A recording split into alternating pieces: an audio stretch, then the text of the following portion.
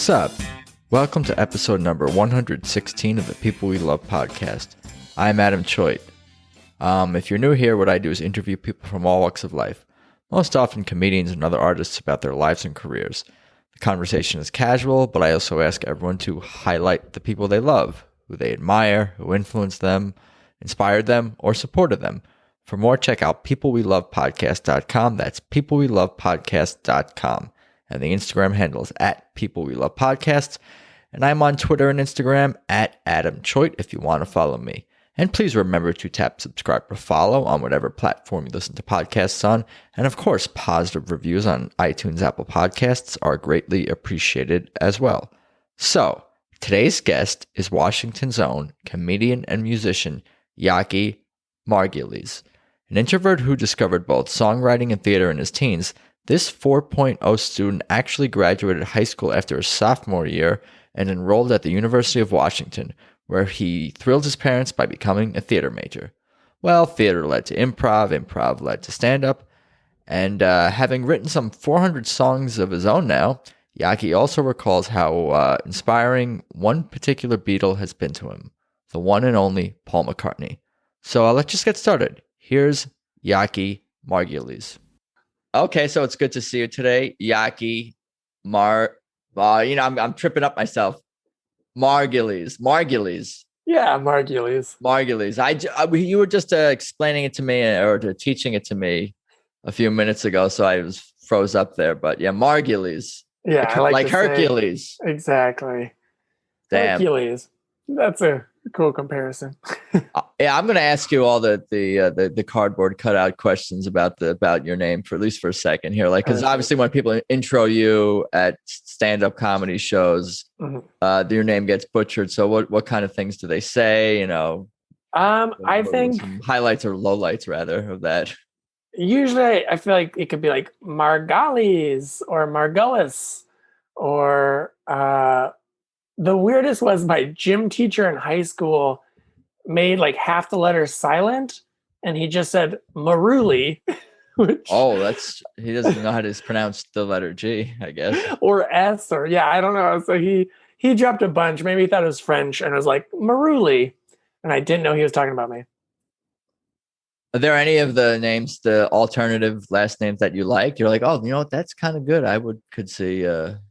Just a different pronunciation for fun. Yeah. I feel like Margulies is kind of cool. Yeah. Margulies. Yeah, Yaki Margulies. Yeah, that's pretty good. It maybe rolls off the tongue a little better. Yeah. Well, no, I do like Margulies. I just need to practice it. Like it's honestly like it's like something that you need that. Because I try to learn I know your music, I will get into that and you sing, but I'm trying to learn how to like sing and talk properly and whatnot as a podcaster and say words correctly. So that's like a good one to like really exercise. Like I feel like your mouth, Margulies, it gets you going. Good. I'm glad my last name can be like a warm-up exercise for you. Yeah, a warm-up conversation for us. Anyways, how are you doing during whatever the current year is? I'm great in the year of our Lord 2021, I guess. I feel like everyone's gone insane and it's been a weird 15 months or so. But I'm doing much better now. That's good. I feel like a lot of people I talk to are sort of doing better on the upswing, and not that everyone was a disaster at some point during the last 15 months, but people are kind of like, oh, I was a disaster, I'm sure. Oh, yeah, that's cool. Well, at least people are telling me that they're doing better, even if it's, Yeah, I think it's maybe just also it's like summer and like obviously a lot more people are like vaccinated and a lot more people are like the numbers have dropped and like in general everyone things are opening back up, and so it feels like you can't help but be like a little optimistic. Right, there you go. No, that's good. There's plenty of reason to be for sure. But why don't we go way back and get into your story a little bit? Sure. You're from Washington. Yes, I'm from. Right, did research. Look at me, research. Oh my gosh, that's right. Look at I'm me. So impressed. I don't know if it's sarcastic, but in my head I'll tell myself that it is. No, I truly am impressed. I sometimes I sound sarcastic, and other times when I'm being sarcastic, I sound sincere. I don't know. Anyway, go on. Yeah, no, I know. I've been around people who it's hard to know when they're being sarcastic. I guess sometimes you could be not sure if you're being sarcastic or just That's true. say something. Things come out the wrong way and they sound, we're only human as most of us, I guess. Yeah, not everyone. Anyway, Washington, I wanted to know kind of like, tell me a little about your like family background and like what you remember. I really start kind of young, like even like before kindergarten. I'm just curious if any like sounds or images, like what jumps out at people's earliest memories. Um, let's see.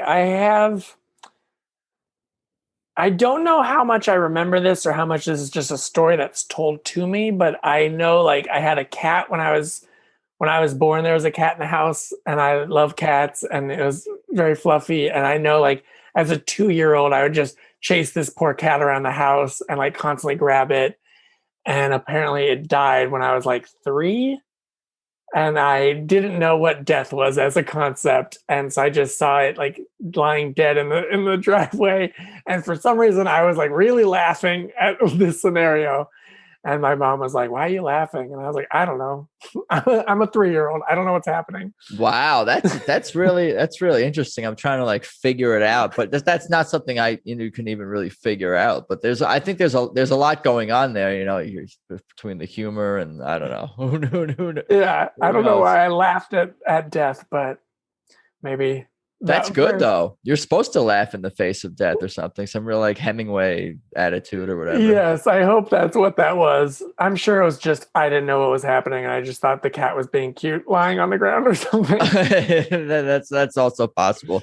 Yeah. So some people have had some of the not the most positive early memories that they've shared with me. I will say that. What about your family? Do you have siblings and whatnot, or Yeah, I have an older brother and two parents, and that's we all. cool. Not everyone Yeah, has those things. I know this is true. So it's good I have that much. No, for sure.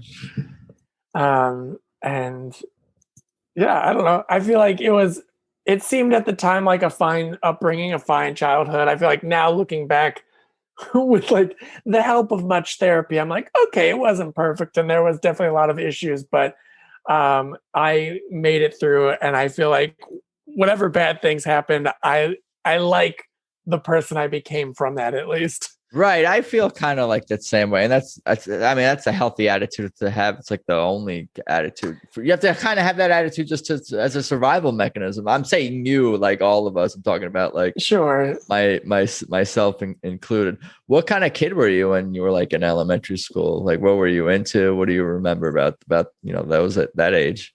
Yeah, I feel like I was mostly a goody two shoes, like rule following kid who was afraid to break rules. But once in a while, I would do something wild and bad, and then be so guilty feeling about it. But Yeah, yeah, well, you're uh, like me. We're like we got some things in common. Going some fucking yeah, Jewish guilt or something. I don't know exactly. what it is. So I didn't break the rules too often. I didn't grow up with a TV, so I was very like an imaginative little kid who would like run around playing little games by himself, just like jumping on the couch and like pretending I'm a superhero or whatever.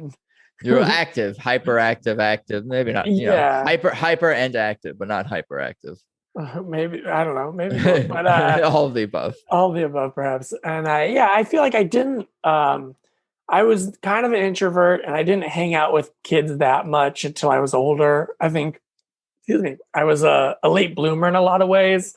And one of those ways was definitely socially as well. So I think a lot of my upbringing was like either hang out with my family or just by myself.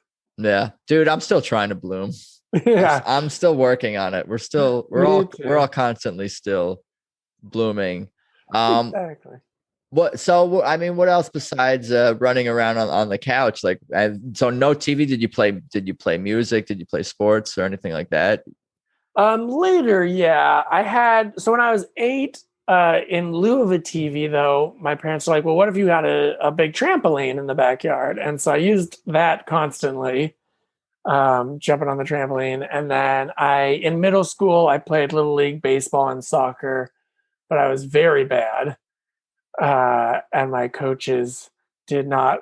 I don't think they liked me because or like they liked me as a person. Like I was friends with both of my coaches' Yeah. kids, so I'd like go over to their houses and hang out with these kids.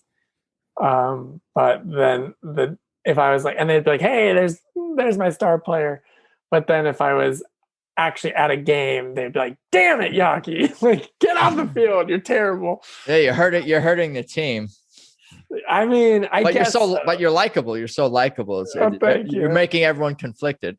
I guess I feel like if you're like 11 years old, the goal should be like learn how to play well with others and just like have a good time and get some exercise. It shouldn't be like we got to go to finals, and if you're screwing our chances of that, like we got to take you out. It's like this is. Are you I think new to America? Are you new to this I guess country? so. I have the wrong temperament for this I think country. I think it depends on the league. But I even playing sports in some like adult recreational leagues, and I hear some of the kickball. I never played kickball. I hear the kickball nightmare stories. Like, so it's like people are competitive. Like, Yes, I think that's the thing is I think I am a healthy kind of competitive person where it's like I like competing in things. I have a fun time. I want to do well. I'm not going to be like a boring opponent who's just like I don't care, you can win. Like I will try my best, but I'm not going to be an asshole about it. And if I lose, I will still have had fun.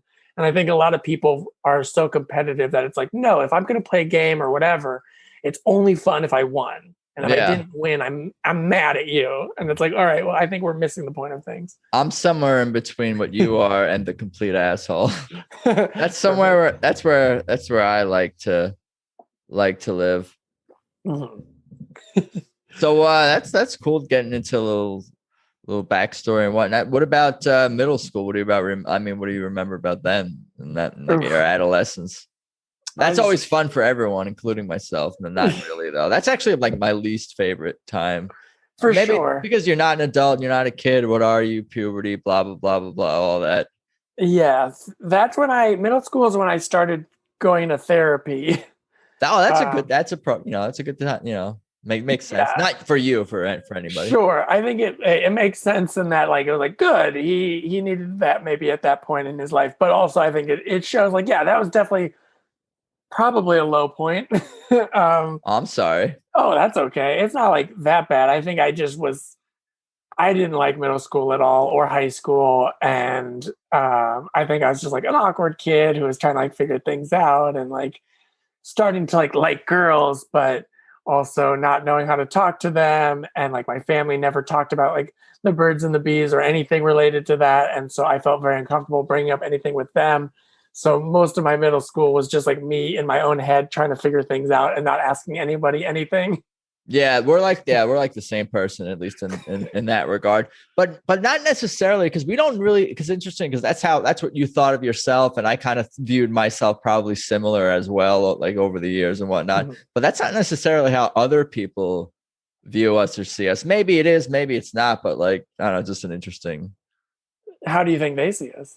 I have no idea. That's what I try to figure out.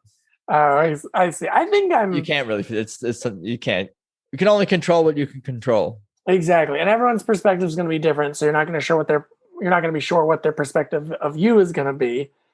But I'd also like to hope that I'm at least somewhat self-aware and I at least partially understand how I come across to people. Right. Self-awareness is a virtue, I think. I think so. Yeah. As long as you use it for good. I think there are also people I've met who are like, yeah, I'm aware that I'm an asshole, and they think that because they're aware, then that's okay, like to be an asshole. Right. And it's like, no, no, no. Just because you admit to like self awareness is doesn't allow you like a blank check to just do whatever you want now or whatever. Yeah. Is that a bit?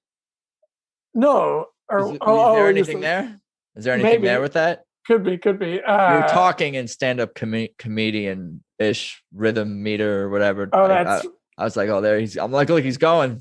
fair enough. Well, maybe I'll write it down. But yeah, I just think that people use that as an excuse to just be like, yeah, I'm an asshole. That's just who I am. And you're like, no, like I'm glad you're aware, but that's step one. Like now, be better, improve yourself, stop being an asshole. Yeah. Maybe I should try that. Tell people that. No, I'm not an asshole. I'm just really self-aware. I don't know. Well, you can be both. Yeah, that's true. That's true. As you're describing. What about music? Because I'm guess did that when did that I mean we can cross that bridge, but did that come into your life in middle school, high school? And you could tell me how the therapy was going too, and just we'll kind of keep going on the Yeah. chronological train a little bit. I feel like those things definitely tied together because growing up, like I was in a fairly musical household. Like my mom had a cool record collection, and as like a 5 year old, I already knew how to like put her little vinyl records on, and so she like brought me up on like the Beatles and Billy Joel and Simon and Garfunkel and James Taylor. And then my brother was already a good musician, and he started like playing guitar from a young age. And then when I was like 14 or 15, Paul McCartney came out with a solo album called Chaos and Creation in the Backyard. That was very eye opening to me and ties into therapy just because my therapist knew that I liked music. And so she would occasionally either relate things to music, like she told me she once had my parents listen to this one George Harrison song called Isn't It a Pity? Um, as a I way know for the song, them. of Yeah, course. it's a great song. And she was like, I wanted your parents to listen to that song to kind of reflect on their own relationship with each other through the lyrics. And then one time she gave me like a Ringo Starr album on vinyl to be like, here, borrow this and like listen to this album. And she's like, especially this one song. Um, which now I forget the name of it, but it was something like there's a dark cloud over me or something, which obviously like very blatantly ties into therapy. Your therapist was giving you music to listen to, and your parents to listen to. Is that did I hear Yes, that? she gave them a song rec, and she gave me some Wow. albums, and Yeah, because so they're such a big part of your life, and I'm sure things that you discussed in there is yeah, largely about that relationship. yeah. And I think my therapist was just like a cool lady who knew like I want to connect to kids in multiple ways and not just regular talk therapy, but like she was like, I get that this kid likes music and like music history, so I'm gonna relate to him with specific like old songs and solo Beatles songs. And she had a few like musical instruments in her room that she would have me like play on for fun sometimes, like a marimba or like what's the little like thumb harp thing. That's like a metal, it's like a tiny little harp you play with your I thumb. forget. I don't know. That's cool though. Yeah, and so eventually one day she was like, "Hey, did you know Paul McCartney has a new album out, and you should check it out?" And I think listening to that album, for, Casting and Creation, was just eye opening for me because I first of all love the Beatles, but I didn't realize I guess to much of an extent that they had like a whole solo career each of them. Right. The And Beatles were only 8 years, I think. yeah, yeah. And so People I like forget had that. I'd heard all their like hits and stuff so many times. And so I was like, oh, cool. There's like 40 other albums worth of material that's just them on their own. And like, obviously, however you feel about the solo Beatles versus the Beatles, maybe you don't like the quality as much. That's fine. But like, it's still just cool that there's this other whole catalog of If music. you dig in, you'll find songs that you like. There's so much Yeah. and so much. You'll if you give it a chance. I mean, music is often something that I think you have to give second, third, fourth listens to for things Yeah. to grow on And you. and that particular Paul McCartney album was one that at the time he like touted it as a love album to his new wife at the time, his second wife, Heather Mills. But it was clear that that was actually like already when they were going through troubles and then got like divorced shortly after. And so I think I loved that album as like a depressed little kid because it was a very like darker, stripped down Paul McCartney album where he's like trying to write love songs for her, but it's clear that he's already like kind of beaten down and like ready to not be a part of this thing anymore. And Did I you love or what I was just gonna ask, did you pick up on these themes when you were first listening to the album, or those are things that you realized over the years I about the think album? I think the context I learned later, just because at the time he was still like married, and Right, that's true. so I knew like later with hindsight through the divorce, like oh, this is actually not a happy love album. But as a kid, I think I was already at least picking up on his mood, and it was like I love bittersweet stuff. And so like I was never hugely into like emo music because I feel like it's too much in one direction. It's just like too much sad without like tact. And I also like there's some happy songs I like, but it's hard to just appreciate a song that's 100% happy. And so I love that like middle sweet spot. And that album was for me like these are songs of him saying I love this person, and you can also tell he's very sad and like maybe not great about like happy that he loves this person. And that was such like a complex mishmash of emotions that as a middle schooler I loved it. That's cool. I mean, I could talk about music really all day, and just the fact that it can like take on all these different meanings and whatnot that kind of change and grow, and over the years when you hear a song, what what you think of and what you associate with it, like your history with a song really is Yeah. something that's your relate. Do people have relationships with songs? Is that a Oh, for thing? sure.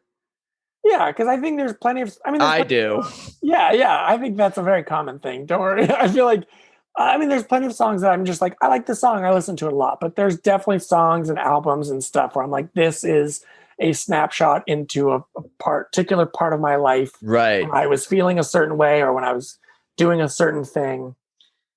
Yeah, so I definitely think we have relationships with songs, and that's why like you can take a great Beatles song and we can all acknowledge like that's a great song, but it's great to different people in different ways because of however they first heard it or what was going on in their life at the time or whatever. Yeah, music is pretty timeless.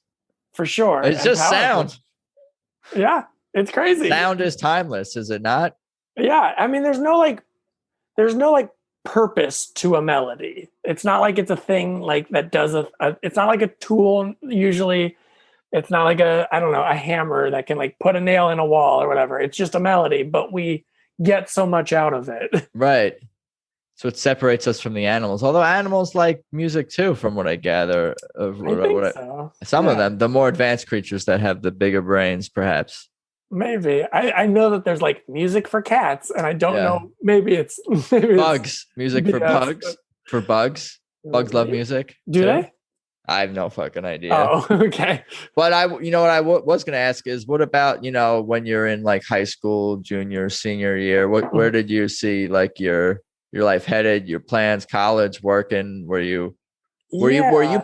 playing music or doing stand up or anything like that? I'll kind of So tell me about I late high school stuff. Yeah, so I well, I'll get to this more in a second. I didn't do late high school, but I'll explain why. But You wouldn't be the first that I've talked to. that's fair. But yeah, so I after that Paul McCartney album came out, my first question after just enjoying it was like, could I write a song? And so I started writing music shortly after that. So when I was like 15 or so, I started writing like my first batch of songs on the That's piano. impressive. Oh, thank you. You had played piano up to that point? Because your family was a little musical, you said. Yeah, honestly, not much though. I took a few music lessons. I really hated it, and I realized like I don't like when people make me practice. Right. And so I needed to kind of teach myself and sort of motivate myself.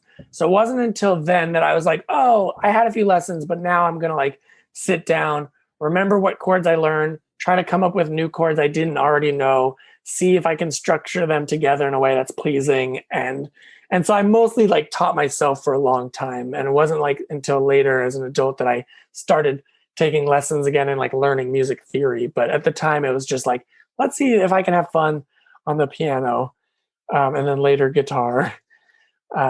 And so that was always a huge thing for me, was like making songs for fun on my computer and stuff. And so for the last, I guess like 15 years, I've been writing and recording songs on my computer. How many Uh, songs do you have? I've probably written I've probably written like 400 songs, and I probably Dude, recorded that's like 2 to 300 songs. wild.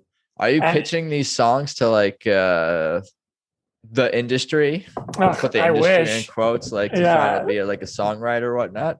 No, I don't know anyone in the industry, and I don't know how to break in, but I did in the last 2 years. I finally started recording stuff more professionally, that I was at least enough satisfied with the production that I started releasing them. So like I do have a couple EPs now of stuff on like Spotify or Apple Music or wherever you listen to music. Nice. Thanks. Yeah. But and I'm still recording more new stuff, and hopefully I'll continue to put stuff out. But I don't know how to like market it or get it to people's ears. But it's Yeah, fun to do we're it. all working on that aspect of Yeah. our creative endeavors for But even if people sure. aren't going to listen to it, it's like a compulsion. Like I still got to make Right. songs. Right. So Yeah. I'll keep putting them out Where does there. that come from? I think it's a mixture of, there's definitely a part of my personality that's like, oh, I'm going to need everybody to love me. Oh And yeah. so I think that's part of like the performer part of me. And that translates to music and comedy and writing and acting and all of that stuff and storytelling in general. And then specific to music, I think there's also a part that's just like, I am always so profoundly moved by melody that I guess the natural progression was like, not only do I want to listen to music, but now I want to start making melodies that don't already exist, that are to my head like, oh, this is the exact melody I want to hear right now. Yeah, no, that's great. That's like, I mean, that's a common advice to, I guess, any artist or creative person or even business person is like, do the thing that you want to see, that to make something that you would like to watch, make something that you would like to listen to, make something that you would like to, that you would Yeah. share with other people. Like, And once in a blue moon, I'll try to record a song where I'm like, this could be a pop hit for someone else. And then I always end up kind of hating it. And you then I'm already have like, written that, I bet. If you've written 400 songs, you got some, dig. You should. I'm telling you, there's a good chance that you got something in there. It's I hope so. yeah. but none of them. If I knew who the pop stars were these days, I would suggest I would name them by name and say, oh, they should. I think that I'm not maybe in as like, I'm not feeling modern pop as much. And so when I do try to write like a modern hit, I'm like, I'm not loving this. I should just go back to the stuff that I like, because I think even the stuff that I write, even if it's like a little more retro or like rock based, and that's like not as popular right now. Yeah. If I really love it, then I find usually other people like it too, and then they're like, actually, I do really like this song. People feel passion, feel energy. Yeah, I'm more open and into like kind of like those kind of like feelings matter and like, you know, and all that stuff. It's kind of like you're saying, like why we love music so much. It's just like it's intense. It's yeah. intense. So yeah, I think the stuff that I make when I have the mindset of like, this should be a hit for modern audiences, it reads as less authentic, and then it's usually not a song that I love as much as like the other stuff where I'm like, this is weird, and this combines rock with gypsy jazz and like a little old like 1920s vaudeville or whatever, but I like it. And then somebody will be like, yeah, this is very weird and unique but cool. So you gotta follow your passion. So where did that passion lead you when into your late teens and early 20s? Yeah, so thank you for keeping me on track. I'm gonna like, that was a good meander. segue by me. That was one of my better segues. That was really good. I'm slightly below average at segues. I will say that. Segues are hard. Are they? I guess so, a little bit. They can be. I feel like in comedy, either I have a segue just naturally because it's like this bit I'm doing is similar subject matter as this bit. So it's easy to be like, here's this thing, and now here's also this other thing on the same subject. And if it's not, then I just have no segue, and you just pause for a second, and then it's like, then you're starting your next bit, and it doesn't matter if it's right. Either pause it or either completely ignore it or acknowledge it and make a joke out of having exactly. no segue. Yeah. But anyway, to go off of your actually truly excellent segue, I started making music just for myself. And in high school, I had friends who were like in bands, but I wasn't usually. I do feel like I'm not always a great team player, and I can be, but I'm more like, I'm going to do my own thing my way, and let me like have control of every aspect of it. Yeah, things are making sense now. I'm putting some of the pieces together. You're a solo artist in more ways than one, but okay. Yeah. And so, and even more recently, like I did have a band like before the pandemic, but they were nice enough to just be like, yeah, we're happy to like support you, and like you can play your music, and we'll just kind of like flesh it out with more instruments and stuff. but it's not like let's write together and make sure that whatever we write together, it's like we both like it. They're very nice, and they're just like, we like your songs, and like we're happy to let you do your songs, which is so nice. And I'm very supportive. I'm very appreciative of my supportive bandmates, who are also just good friends. But I digress again.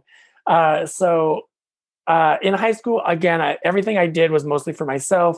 The only thing I did publicly was like I did a lot of like musical theater and stuff, which was very cool. And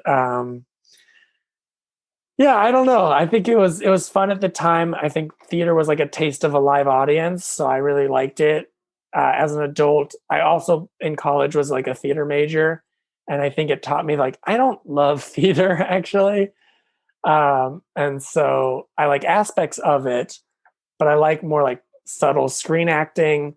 So like that gets fulfilled when I do that kind of acting and not theater. And then as for like the musical part of musical theater, it's like that gets fulfilled by doing music and live music.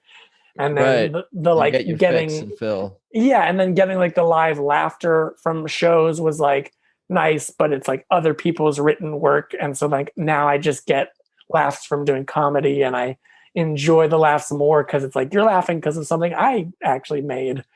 And so I kind of stopped doing theater as an adult because I found there were lots of other things I liked more that scratched the same itch. Yeah, I follow for sure. How do you go from like, I guess you said kind of awkward, and I don't know if that was the word you used, but introvert to someone who's performing in high school in front of their peers as a teenager. Now, you did say that you do crave attention, want everyone to love you, so that I'm sure that was part of it. Yeah. And the therapy maybe, and connecting to your emotions through music maybe is part of that as well. I don't know, but where do you get the courage to, as a teenager, to get on stage in front of your peers and adults and whoever saw you? I think I can only speak for myself, but I think this relates to probably most performers is you need a weird balance of like fear and insecurity and also like undeniable confidence. That makes sense. And I think I was always a very shy person, and I think a lot of performers are shy when they're off stage. But when I'm on stage, I had the confidence to be like, no, I might not love every aspect of myself, and maybe people don't always think I'm the coolest guy ever, but I have the confidence to know I'm good at this one thing at least. And so when I would go on stage, and again, I think because I was very self-aware, I would know when I wasn't doing well. And I wouldn't be like, oh, it's fine, I'm great. Like I would learn when things didn't work. And then I would learn how to improve on those things so it didn't happen again. Sounds simple, but that's wise, especially for a young person who might resist just basic like thank you. Well, I ways hope to improve so. themselves, because like, I know how to do it. I'm doing it right. You're wrong. Yeah, and I think one thing that I learned was a lot of my friends hated taking notes of any kind. So they would be like, "Hey, can you read this thing I wrote?" And then if you had any notes, they would be like, "Okay, well, like I hear you, but like here's why actually the thing I wrote is already perfect, and actually like why Right. I don't need your notes." There might be some people like that, yeah, even older than high school age in Los Angeles. Oh, lots of people. Yeah, I know. Yeah, I get it. You're being sarcastic, and I'm just there it is. gullible and naive. I was trying to serve the sarcasm. I went for the. Oh, I got there eventually. Yeah. Took me a moment. You good? Well, we don't know each other super well, so that's fair. It's fair. Yeah. But yeah, I always was like, I don't want to be that kind of person, because if you give me a note, and if I truly believe like, oh, this is not a useful note, that's one thing. But if you give me a note and I'm like, oh, that will improve my act, or that will improve me, or whatever, then I never want to be like, actually, no, I don't want to change, because I would much rather change and become great at something than not change and remain bad at something. Like there's no incentive to that for me. It's generally a disservice to yourself to not take any and all notes into consideration. Because like even somebody you don't like who's stupid could tell you one thing that's helpful. Yeah, or at least they can tell you what they liked, and it's like that's useful because there's a lot of people like them in the universe. Yeah, a lot of people are dumb, and if they like this thing, then maybe a lot of people will like this thing or whatever it is. Dude, I got to get dumb people to like my projects and creative endeavors. I'm not accessing the stupid market, the stupid people market enough. Maybe it's because you keep calling them the stupid people market. Oh yeah. They love that. No. Oh man. No, I don't know. But anyway, suffice it to say, I think that I was again, while I wasn't maybe great at things initially, I at least had good self-awareness and like emotional intelligence. And I think that served me well in allowing me to become good at things. Yeah. Like when I first moved to LA, I got into improv initially. And so like I've been doing improv for like 11 years now. When did you move to LA? Like 11 years ago. 11 years ago. And when like, well, I was just kind of asking because you said you didn't finish high school, then you're kind of focused on music. So I was kind of catch me up from that point to Yes, LA. let me jump around in time and then I'll go back to high school. Oh yeah, no problem. I just when I first moved to LA, I accidentally fell into improv and immediately found out like, oh, this is very fun. I really enjoy this. But I wasn't good at it, and that's totally like, understandable because I had never done it before. And I think that a lot of people I've worked with who are bad at improv and they're starting out, they want to be amazing immediately. And if you're like, well, here's some notes or whatever, like I've done a little coaching and stuff, they're like, oh, I don't like that. I want to already be the best. And I get that. But I also acknowledge I wasn't good. And why should I be? I had never done this before. And I had teachers who were like, you're bad. And I was like, that's fine. Because I think I'm bad too. I don't know how to do this. But my goal was like, if I keep doing it, I hope to get good at it. And I feel like that's always been my mentality. I don't know. I forget how I got on this train of thought anyway, but let me jump back to high school. It's all good. I'm gonna hold some questions for when we get back to that. Okay, or just ask them now because we'll forget otherwise. I feel like yeah, it's all good. It's all good. Go back to high school, college age, or whatever. Yeah. So when I was in middle school and high school, I had a real bummer of a time, other than like the occasional musical theater show, which was fun, and me starting to come out of my shell a little bit. But otherwise, didn't like school. Realized I'm somebody who prefers to be like self-taught. Like if there's a subject I'm interested in, I'll go read a book on it or whatever, usually, unless I have like a really great teacher. And so in high school, sophomore year, I got an invitation, which was, hey, would you want to apply to college now? And just drop out of high school. Wow. And so I applied to the University of Washington, which is like a mile from where I grew up. And I got in. And so they were like, yeah, you've been accepted, understanding that you're younger. And like, we're assuming that the rest of your high school experience would have looked like your first year and a half or so. Like, assuming yeah, I was gonna ask. So you were a great student. It sounds like I usually ask every guest that, like, what kind of students were they? Yes, I was very good at school. I just hated school. And so I had all like 4.0, everything. Dude, damn. Thank you. And so they were like acknowledging that and assuming you would have had the same trajectory throughout your high school experience. We're accepting you now into the University of Washington. And so I dropped out after sophomore year of high school and just started as a 16-year-old at college. Badass. Thanks. And honestly, so thrilled about it. Everyone was like, you're going to regret it. You're going to miss prom. You're not going to like develop socially enough. You're going to go to college and you're going to be younger than everyone. It's going to be weird. Those are all things that, just knowing you already, just from this conversation, that you do not care, that you don't care. Not that you not interested in those things, but it's like in the long term, I just don't get that you would care. Yes, I think missing prom is not a big deal in hindsight. And also, like, I think I bloomed socially way more in college actually than high school, because I was suddenly around people who were like, yeah, I'm here because these are things that interest me, as opposed to being like, I'm here because my teacher forces me and it's illegal not to be in this class. And I've never done any homework ever. And like, I couldn't connect with a lot of the kids at my high school. Well, you're probably smarter than them. Thank you. I hope so. No, I don't. I don't know. But then I became a theater major. So you tell me. Yeah, your parents probably love that too. You're like the smartest kid in school. You could be doctor, lawyer, whatever, all those things. They're like, you're like, nah, I'm going into acting. Yeah, I think they were a little bit. My dad especially was disappointed. I think my mom was like, "That's cool." But later on, she was like, "Oh no, I didn't realize how like difficult of a life it is trying to like break into various entertainment industries." And so I think now she was like, "Oh yeah, you should have gotten some other." Even at the Yeah, time, actually, she was like, "You should get a degree in something else more practical." yeah. Your Um, happiness isn't that important. exactly, and I that was my plan, honestly. In college, I was like, I should get a degree in something useful, but still with the idea that I'll like move to LA, but at least I'll have a degree that I can fall back on. And then pretty quickly in my freshman year of college, I was like, you know what? I don't like these other options. I'm just going to stick with what I enjoy.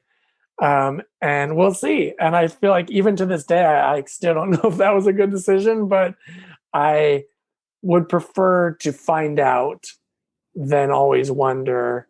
And I think if I had a plan B, I would have just fallen back on it. So it's Right. sometimes it's advantageous to not have a plan B. Yeah, or just make sure that plan B doesn't become the plan A, I guess, and overtake Well, what I think plan Bs usually do if your plan A is hard. right. That's the danger of plan Bs is you're basically allowing yourself to fail. And who knows? Like a lot of people, I think, are much happier with their plan Bs, and so that's great. Like if you realize, like, oh, I tried to be a performer and artist, and in the end, I ended up as like an art therapist or whatever, and it's like Yeah. great if you love that job. Like, oh, like I'm so happy for you, and I like as somebody who periodically is very unhappy with things, it's like maybe I am being the fool for not falling back on something, but I guess I haven't found anything yet that I think Yeah, I you would should be happy with with. these big picture questions and that even some of them that I think about, it's like I'll know if I need to switch careers. I'll know if I need Yeah. to move. I'll know if I need to do XYZ. Like Yes. I'll have that feeling of like, oh, I would regret doing this or regret not doing that, or I should, you know what I mean? Just like you kind of maybe I trust myself a little bit more as you get older. Yeah, and I hope that when I'm in my 40s, I like can afford my own place and I don't have to have roommates necessarily. And I hope that I have a little more career stability and a little more confidence in where things are going. But at the same time, while those are things I want, I also have not been doing this to a point where I've burnt out or anything yet. Like I am Yeah. still happy to keep trucking away. So you came to LA to pursue acting, and how did that Yeah. lead to stand up comedy Yeah, so and keep going here? I wanted to do acting. I always my dream was to be like a writer, actor, director, and I wanted to do stand up, but I was always like too afraid to start. But I was like, I want to be a comedian, actor, writer, director person. A little bit maybe like Charlie Chaplin or something, where it's just like I loved that he wrote and directed the movies. He starred in them. He was like very funny in them, and he even like composed the soundtracks for them a lot of the time. That sounds like a lot of work. Oh, it's I'm sure it is. And I don't think I could do it at the pace he did it, but it was still that was like the dream was like I would like to do at least a few movies where like I am in total control. Um and that was what I came here to do. And right off the bat, I didn't know anyone in LA. I was like, I had one friend and that was it. And so I was very lonely. And my mom was like, well, you seem miserable. You should like sign up for an acting class. And I happened to sign up for the Groundlings improv school just because it was the one thing that was like walking distance from me. And I had never done improv. And I was like, I don't know, but it seems like sort of an acting class. And so I signed up for that. I started doing improv there, and I was like, "Oh, this is awesome! This is very fun." And I realized very quickly I like improv because it's a combination of like the acting and immediate writing as well on the spot, and you're doing like fun characters and stuff. I don't think the Groundlings was the best fit for me though, and they did not love me, and so eventually I left and I went to UCB, the Upright Citizens Brigade Theater, uh, and I studied there for many years, became a performer there, got on like a house team. And then before the pandemic, I was like finally getting around to like coaching a bit of improv. And so I did that for a long time. And I think improv is very fun. I think if you want a career as an improviser, like, don't do that. I've heard that that is a very, very select few people who are able to make a career as improv. And really, because even the best improvisers don't get paid to do it. So like if your whole goal is to just be an improviser, like it's untenable. Yeah.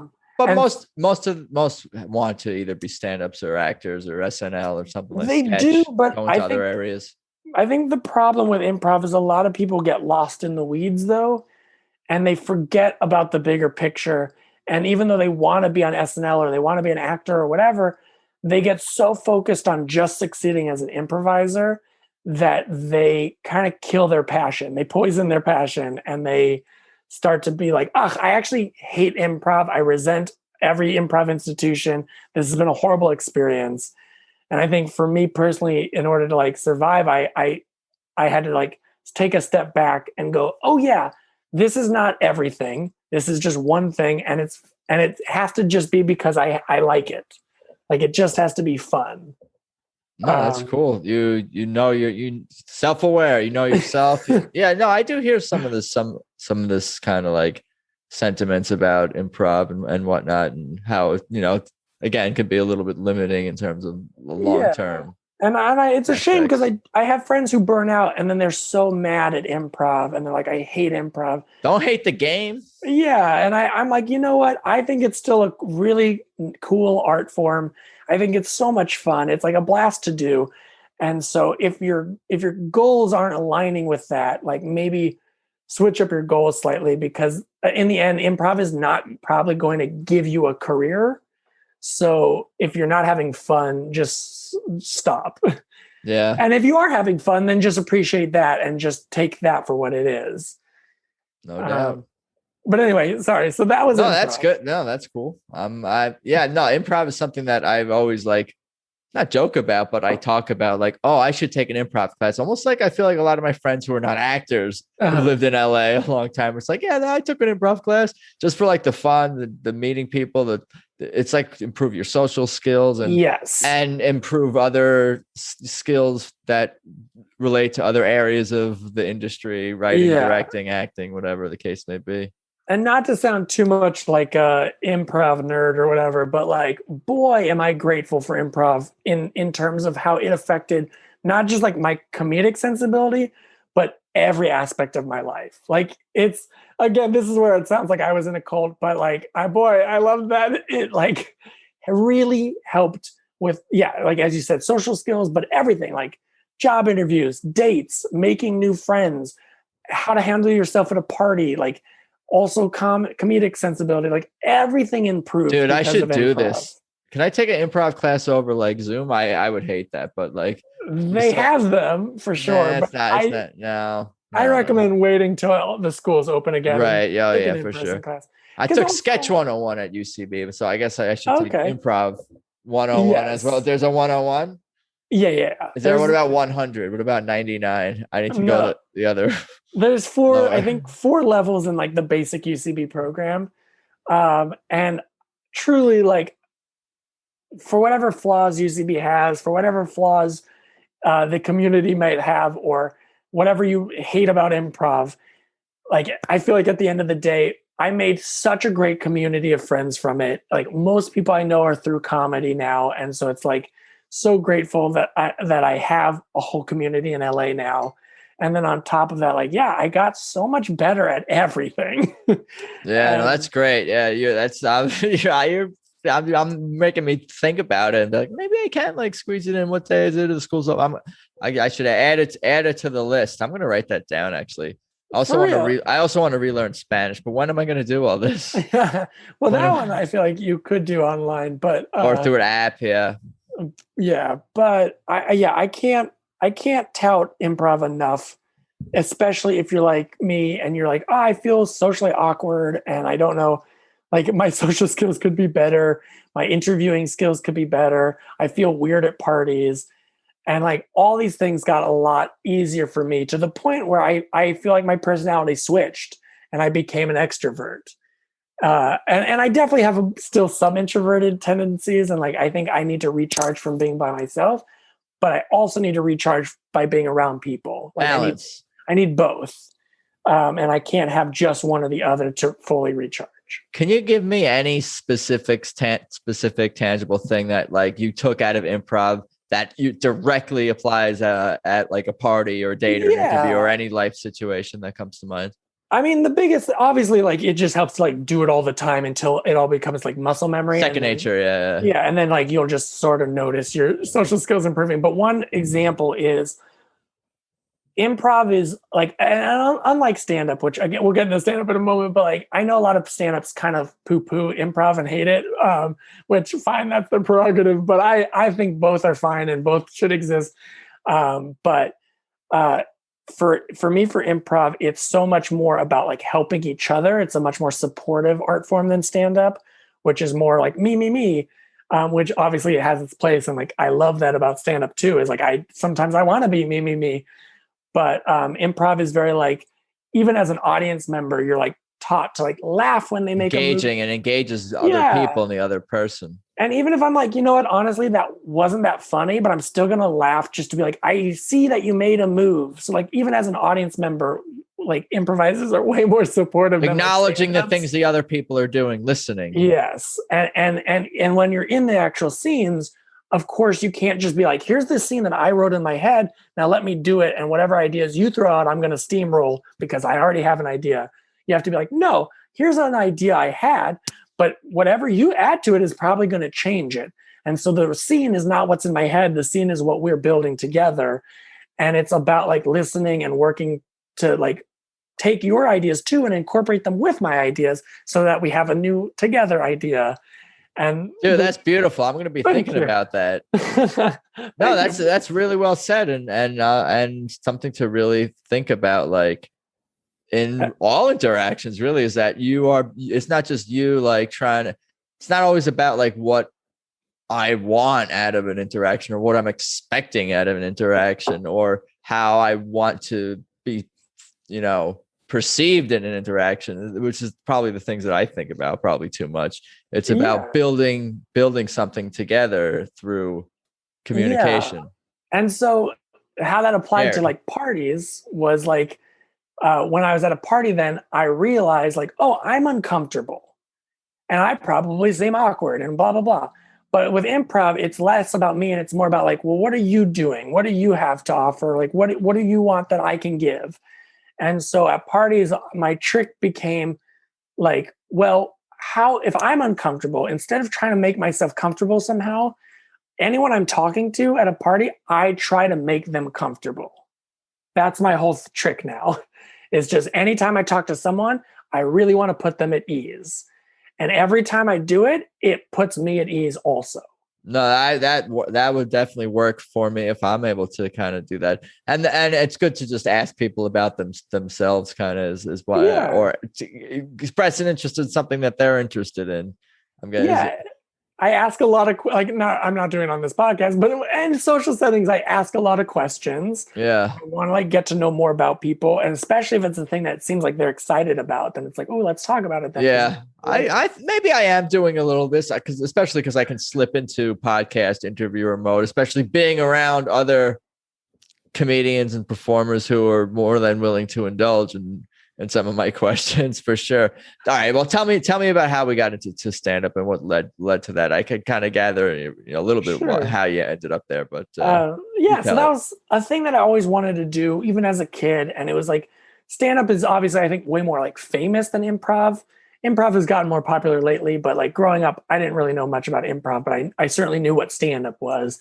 And so that was like a thing I always dreamed of doing, but I was always too scared to start. And so then in 2016, I finally, with a friend, we both signed up for a class. Shout out to Judith Shelton. And it wasn't even so much like the class and I this might be true of a lot of stand-up classes, they don't like tell you how to write a joke necessarily, because we're all gonna like do jokes differently anyway. So for me, her class was nice just because it was very supportive, and it was just like the push to get you over the starting line and like just to start. Yeah. And so I wasn't like, oh, here's how I craft a joke. Now I have the secret. Like, there's no secret. You just got to keep trying until you get better. But at least that pushed me to finally start trying. And then that class ended with like a big class show where like 60 people came, and I like the first time I ever did stand up was like for a big, like very positive group of people. And so that really was like warming me up in a way that then when I started doing open mics where like you bomb a lot and it seems like everyone kind of hates you, and it's not personal, but everyone just seems like bitter and mad at you. I was like, okay, yes, I'm doing bad at these mics, but at least I like have that memory of like that time I did a show and everyone liked it. And so I like gave me the confidence to keep going. Yep. Because mics are brutal, and I think most comics who start out quit within the first year or two because they're just like, boy, I just do mics, I don't do shows, and when I do the mics, like everyone doesn't like what I'm doing, and I guess it must be terrible material. And some of it was, but some of it was also okay, and I just wouldn't know until I got to try it out at like a show, really. What a hard life. What a hard career. It's why I admire you guys, because like it's one thing to, I mean, this has come up a million times, but it's one thing to fail at something you're pursuing, but publicly when you're being vulnerable. Yeah, but it's hard. I think that the problem maybe I have with stand-up open mics is that we are making it hard for ourselves. And as somebody who came from an improv background first, my reaction at mics is to laugh if I think something's funny.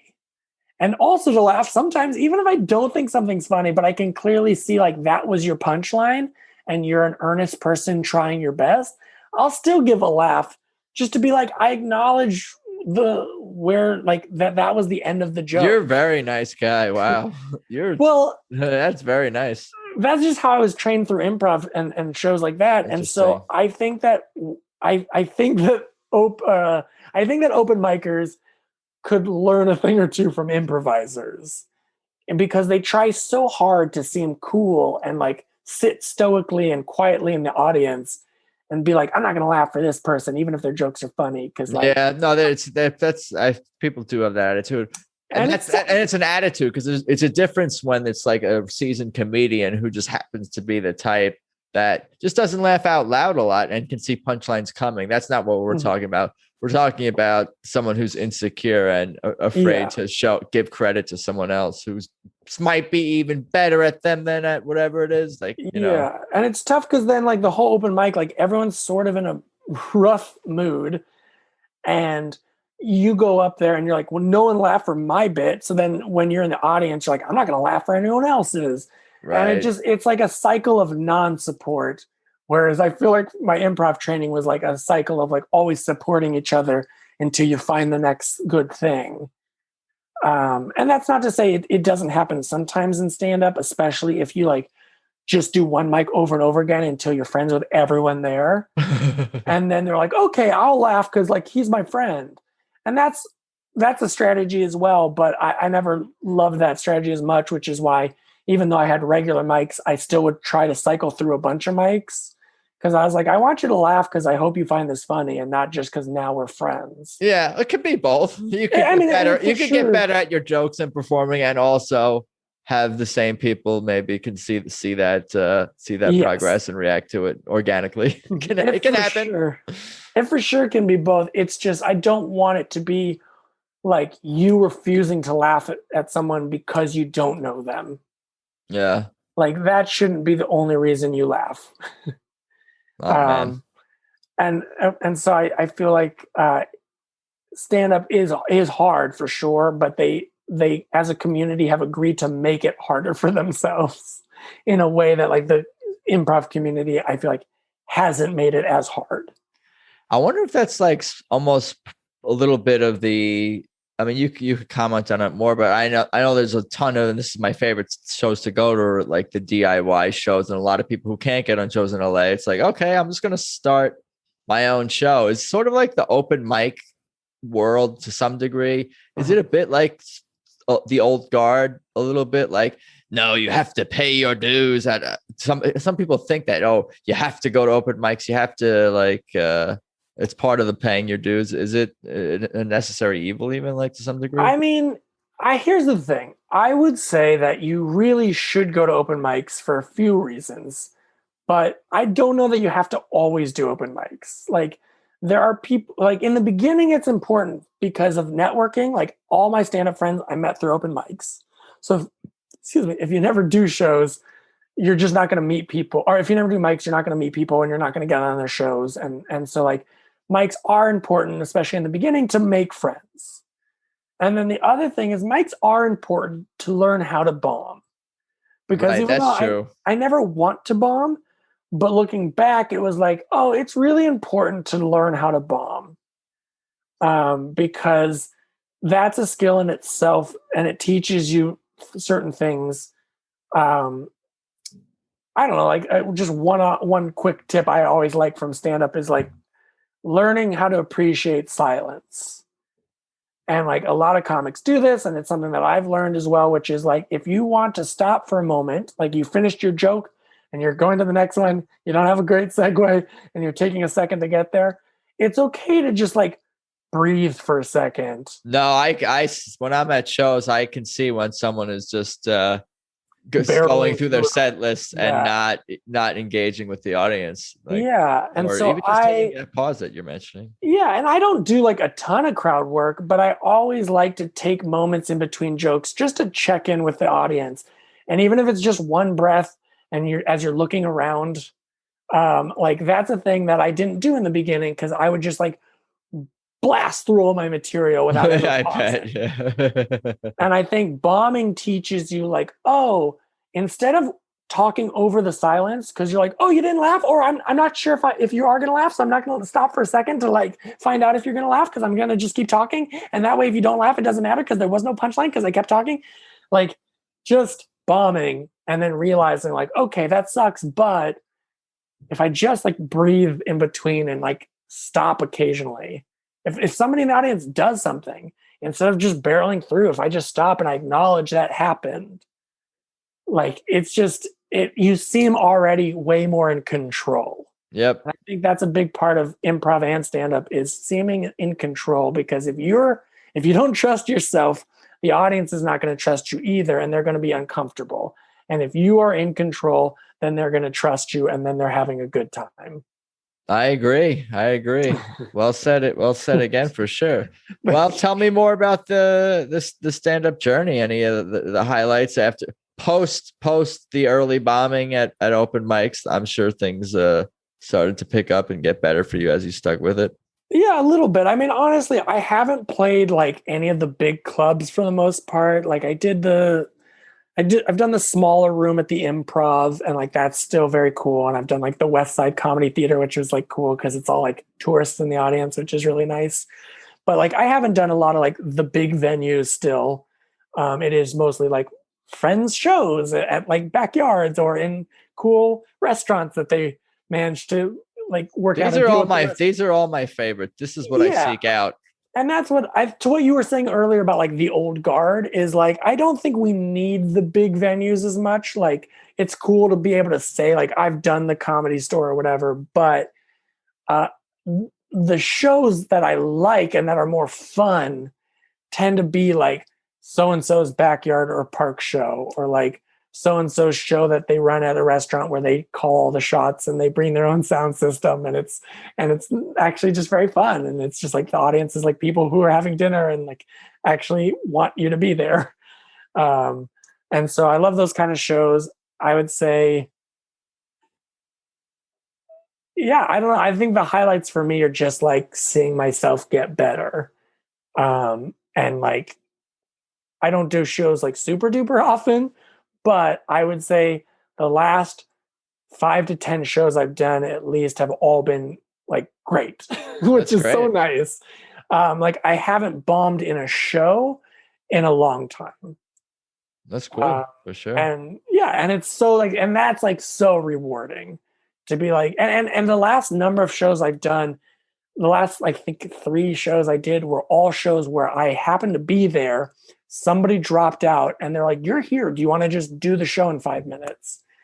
And so I've gotten better at being like, I have some material now at this point, and I'm just gonna like figure it out. I'm not gonna like quickly figure out like I'm not gonna like write down a set right there and then. Like, Right. You have things that you can fall back upon that you know yeah. will work And I don't typically. like, and this is not a thing I recommend for people necessarily, but like I don't use notes anymore.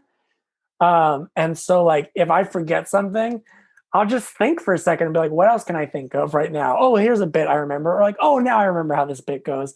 But like, and that's not a thing that I necessarily recommend for everyone because a lot of people use notes, and I think that's smart, and I probably should. But I just got to a point where I stopped using notes because they're like, hey, do you want to do this show? And you're on in 5 minutes, and I'm like, okay. Like I'm not going to write anything down. It's just we're going to see what happens, and like No, it's that's I feel yeah, it just sounds like you're able to you're at a point where you're able to do that. That's great. yes, I feel like I'm finally finding my groove a little bit, and it's very nice. And I'm sure I have so much room for improvement and like a lot to learn still as a comedian, but at least I feel I'm at the point now where if I have a show, I'm not super nervous, and I'm more just like, oh, I think this will be fun. It's a good attitude to have going into it, I Yeah, would say. and that happened with improv earlier as well. And like it's so much nicer when comedy becomes a fun thing you do, and not like a nervous thing torture that you put yourself through. Yeah, which was what it kind of is for I feel like a lot of I mean comedians. It's good to that everyone feels good to get those laughs, but everything up until that point and the things that go along with it make you anxious more than Yeah. able to enjoy, I guess. And unfortunately, like you gotta just go through the anxious phase first, because like you're not gonna just start usually as amazing at comedy. Right. Even people who are like funny and they're like, people at work tell me I'm funny. It's like you're still gonna have to get better than that probably to succeed in comedy. Hmm. So unfortunately, you got to go through the anxious period first, but hopefully, eventually, you get to a point where you're like, I do this now because it's just really fun for me. Cool. Why don't you tell me sort of, I guess, what you know, besides stand up, what you're working on now and where stand up and whatever else, the acting, directing, the music, where that all kind of fits to your future. Where I mean, the landscape of media and content is constantly changing, especially nowadays. But where do you see yourself in like 3, 5, 10 years? What's like the ideal for your career in terms of like the breakdown of stand up and other Yeah. content creation, music, whatever you got going on? I mean, I mean, truthfully, I have no idea, but I'm hoping that by having like 4 to 7 irons in the fire at any time, that one of those things will kind of blow up for me a little bit and then maybe transfer to other things as well. Like I'm always a fan of slash envious of successful people who it's like because they got successful in this one thing, they now get to do all these things. And Yeah. sometimes people are like, I don't like that. Like stay in your lane, celebrity. But I think it's like, why not? Like if you've got a following and a demand for it, like why not fulfill all the dreams you wanted to do? Yeah, no doubt. Um, All so the yeah, power. all the power. So I'm hoping to keep doing improv and stand up. I'm hoping that like again with the improv, I don't really see it becoming anything more than just like I regularly do improv shows around town. It's hard to see that evolving into anything more than that, but like that's really fun. So like I would love to get back into Yeah, be a part of your life. yeah, just to get back into like a pre-pandemic habit of like, yeah, I kind of just get asked to do shows at this point, and that's awesome. And like, I just show up at this tiny theater on a Wednesday night, and I get to like play make believe with my friends. And so that's kind of my improv goal for stand up. I mean, obviously, it'd be awesome to like keep getting bigger and bigger with stand up. And like, I think the hardest thing is as I get better at stand up, I haven't seen myself get like more known in the community. So I'd love to like get a little bit more recognition, or just like, Keep at it. yeah. And I think that will come with time. Again, like the more shows I do, the more comics are also on those shows with me. And even if I'm like, oh, I know you, we've met multiple times, and they're like, I have no idea who you are. Every time I do a show, I'm hopefully going to be like, cool, but this time you saw me hopefully do the show as well. And you saw that like, I'm also a funny person. And so hopefully now you'll remember me. And yeah, I mean, who knows? I feel like they've given out so many Netflix specials that we all dream to like one day get a Netflix special. Yeah, you never. Yeah, I mean, keep going. Like I said. And then I've been doing a lot of like acting in commercials. That's been like the thing I've probably been like the most successful at so far. And that's again another thing that's like very fun. Isn't like my life's passion to like represent brands, but like it's very fun. And so like if you can get the work, like why not go for it? But I've been learning that the more commercials I do, the more there isn't a huge crossover between like the commercial world and the regular theatrical acting world. And that commercial stuff is more viewed as like you're meeting a lot of like people in marketing. You're not meeting like people in movie making. Scripted always. content. Yeah. Yeah. So I would love to figure out a way to get more into that stuff. But like that being said, like the first indie movie I've ever been in is like coming out on demand and on Amazon Prime next month. And so I'm hoping. What's that called? It's called Mondo Hollywoodland, and I'm not a big part in it. But it's just very cool to like be in a movie of any kind and have it like be on like Amazon and you can watch it and stuff. No doubt. Yeah. So I'm hoping to like slowly get into more like theatrical stuff. And then I don't know, maybe like make my own show, but it is a lot of work. I have like a couple pilots and it's like, cool. If you wanted to make those into shows, awesome. Talk to me. But I do realize like my end goal maybe isn't like my dream job is not just to be like a TV creator or writer. If that happens, like awesome, but it's a lot of work. And I don't know. I'm not sure that that's like necessarily my dream, but you got a bunch of things swirling around in your head, and some things when you're more passionate right now about than others that are getting your focus, and that's cool. And lastly, I think maybe the thing that resonates with me the most, honestly, is music. And like I don't think I'm the greatest singer or the greatest musician, but I think I'm a good songwriter. And so I'm like a good enough guitarist and pianist and singer to like play the songs live. Yeah, do your song justice, justice, where people get the spirit of what you want to share and communicate. Yeah, and so I really like songwriting. I think like that's the thing that's really, again, I think all these like 6 different things I've mentioned boil down to like storytelling. And I love storytelling. I love live storytelling. And so for me with music, I think it's a cool way to tell stories and express emotions that I don't normally get to do in stand-up. Because stand-up is very silly and fun, obviously. And so I think sometimes when my comedian friends like see me do a music show and it's like a very like sad seeming song. Yeah. I think they're like, oh, interesting. This is like a side of Yaki I've never seen. And vice versa, perhaps. Yeah, I suppose that's true. And seeing their reactions to it is very different from seeing people's reactions to like comedic things. But I just get so much joy and fulfillment out of music that I would love to keep doing it. And it would be nice if it also led to a version of that where people are like, no, I actually want to pay to go see that guy do his music. Like I've been saying, keep going, my friend. That's cool. 400 plus songs. I got a couple of more for you. I'm going to let you get out of here. I really appreciate the time for sure. Oh, no problem. Thank you for letting me just talk about myself. This has been great for my ego. Oh yeah. Tends to be people's favorite subject is talking about themselves. Have you seen Paul McCartney live? I have. I saw him. The first concert I ever went to was Ringo Starr, but the second concert was Paul McCartney. And I saw him, actually, I flew down to Anaheim from Seattle. Wow. My family saw him for my mom's 50th birthday. Very cool. Yeah. Have you met Paul McCartney? That's I'm not expecting you to say yes, but you never know. No, but honestly, I've met so many people who have bumped into him in some way. Like everyone has a Paul McCartney story that I am pretty jealous, and I hope sometime soon I get a Paul McCartney story too. Really? Everyone has a Paul McCartney story? I didn't know that. I guess maybe I've rubbing shoulders with people in LA, is that kind of what's they all have honestly Paul McCartney stories? Everyone in the country. truly like people like not even just LA people, like somebody from Seattle was once they had like a small sailboat or canoe or something, like a not a like a pretty small boat or rowboat or I forget. And he was out at the dock and he was like, "Do you mind if I like would you take me out on your boat?" And so like they gotta like Wild. take him out on a boat ride. And I was like, that's so cool. Or like one of my students here, I teach as well. And one of my students, her phone number was apparently one digit off from Quincy Jones.